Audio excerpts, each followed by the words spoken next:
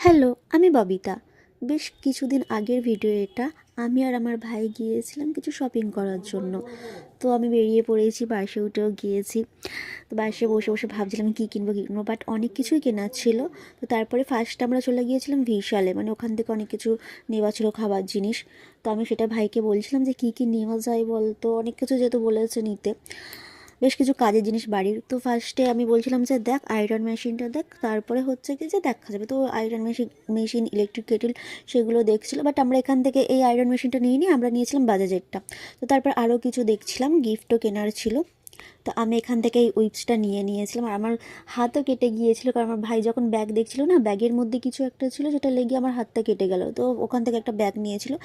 তো বিশাল থেকে বেরিয়ে আমরা চলে যাই এম বাজারে গিয়ে ছেলেদের এই শার্টগুলো দেখি, খুব একটা ভালো লাগেনি, বাট আমার ভালো লাগেনি, অন্যদের ভালো লাগতে পারে। আর আমি এখানে আয়নার সামনে একটু ঢং করে নিচ্ছিলাম। তো তারপর আমার ভাই ব্যাগটা নিয়ে ওপরে আসলো, অ্যান্ড দেন বিল করলাম। বিল করা হয়ে বেরিয়ে পড়লাম। বেরিয়ে আমাদের শপিং কমপ্লিট। আজকের মতো বাই বাই।